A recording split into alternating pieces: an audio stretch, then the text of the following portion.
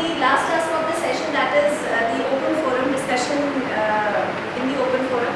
The topic for the open forum is One Nation, One Election. This particular concept was introduced, was actually proposed by the then President Ramnath Kovind, that we should have, the nation should have the one election for the legislative as well as the assembly elections. So, and before proposing this, they have discussed this particular concept with various economists, politicians before tabling it down. So the now forum is open to discuss the merits, advantages and disadvantages of this particular concept, one nation, one election. I can give the historical background of this concept, and then you can further see when. Please stick to 10 minutes. I'll just take 2 minutes. You can give me warning after 2 minutes. You can give me warning after 2 minutes. Okay, sir. तो 10 में से आप 2 ले रहे हैं, मेरे खुद के 5 हैं, क्योंकि अब रह गए 3. So when India became independent and when the constitution was adopted in 1950, the first election held in 1952. At that time, the election of the parliament and all state assemblies were held together. So this cycle of having election together continued till 1967. But in 1969, one of the state assembly was dissolved and then the Lok Sabha was also dissolved. The other state assembly had a longer durations. So that was the time when this practice of one nation, one election was discontinued.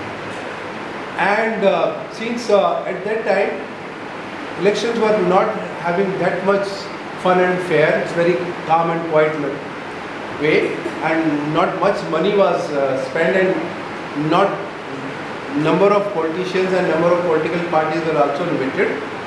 So this was not a very big thing to discuss about. So it continued for a certain period of time.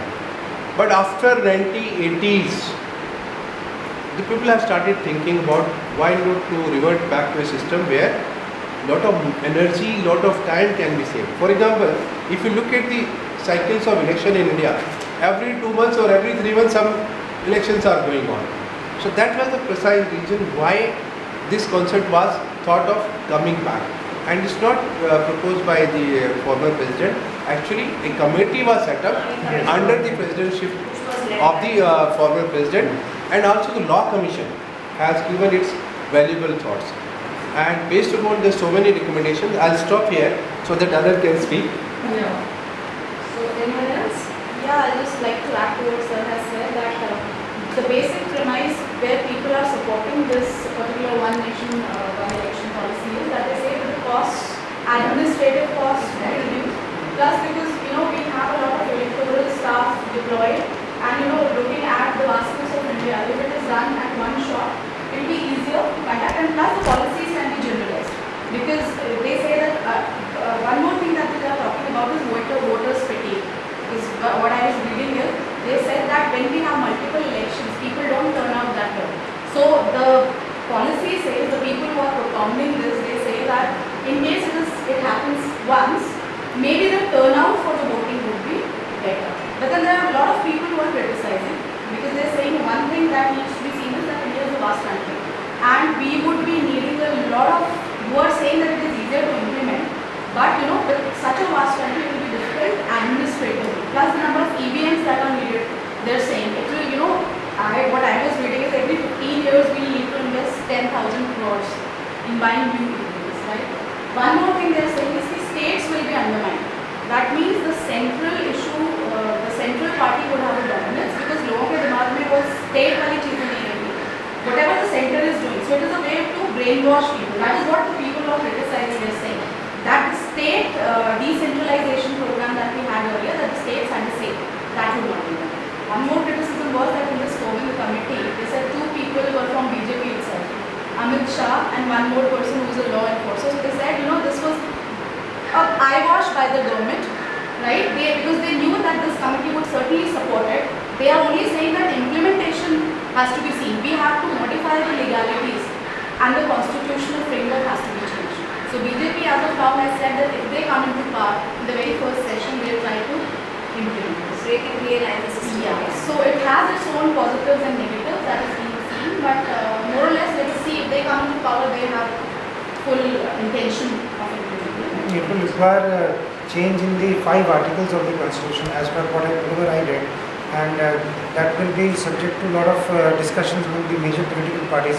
In fact, this committee consulted 39 major political parties before arriving at any consensus, and they said that yes, they were unanimous in their verdict that this should be done to save the costs and to ensure that maximum people turn out in a given point in time when they vote.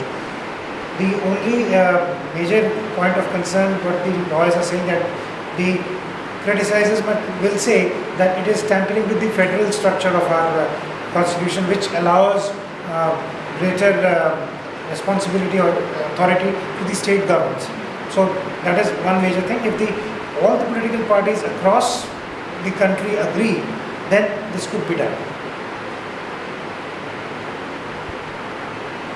Research has been conducted by the IPMC Institute, and that research says that if the elections are conducted simultaneously, there are chances that for both the elections they will be voting for the same party. No, so that will be influenced. The decentralization of state and center dominance, I think so that can create a kind of disparity in terms of thought process of the people and making it hostile towards one dominant party. So I can give 3 examples of the last elections when the elections were simultaneously held on the state and the center. People voted for different party in the state and a different party in the Lok Sabha. Even this time we will be having certain elections along with Lok Sabha. Maybe Arunachal Pradesh and some other states will be going to polls alongside the Lok Sabha. Andhra polls. Pradesh, Yes, this was. and 2 or 2 more other states. I But don't that know the name. cannot be a denial, sir. If we think about ourselves, we as the voters, if we have to elect both for center and state together, in today's context, as of now, I don't think so. It's easier for us to actually distinguish between the state government and the center government while voting to the candidates. So that's my point. Everybody is not so rationally thinking about voting to the candidates. Party influence is always there. And if there is some party and there is a party or a coalition party in the government, central government, we can't deny because there are middle class people, there are intellectuals, there are people who are not that educated. We can't deny that there may be a kind of influence of dominance at the center by one party or by one coalition. So this is one of the biggest criticism of that motion. But of course we can't deny the kind of cost that we can save because it is just not the infrastructure and resources required to conduct those elections to remote areas of Arunachal Pradesh and Kanyakumari and Kerala and Gujarat side or on the northern side. It is also like engaging. Normally we see the school teachers have been engaged, and that is because we don't have adequate resources available. So this is one side of the story. Second side, for voting every time, it is given in the constitution that will be a holiday. And if we are putting up holidays for so many days, once for central election and second for state election, the kind of productivity that we compromise to in terms of economic development or contribution to GDP, that is really, really vast. So it is just not about the deficiency of the resources that we do have, we also have to compromise, and we are compromising repeatedly with the kind of productivity that has been expected towards our GDP and Even national. our security forces have other important things to do. We can't always ask them to jump into the elections and provide security to everyone. Businesses and One day business of one city might be in 1,000 crores, more than that, and think about the country as a whole. So if there will be one nation, one election, I think so we can save a whole lot of costs. But then infrastructural deficiency can be Logistics critical, could be very another critical thing. Logistics, yeah. So That's that's one my of the take. big problem because in India people are moving and lot of labor is moving to Gujarat, Maharashtra, or we can say they are moving different places. And if you are going to keep one day, it's very difficult to come back and vote No, over but then there. you can change your address. But everybody is not Everybody doing has it. Aadhaar card, So so that's they also change one your of the address. trouble which these people are going to face at that time. No, but government is giving you the facility to change your address and vote wherever you are.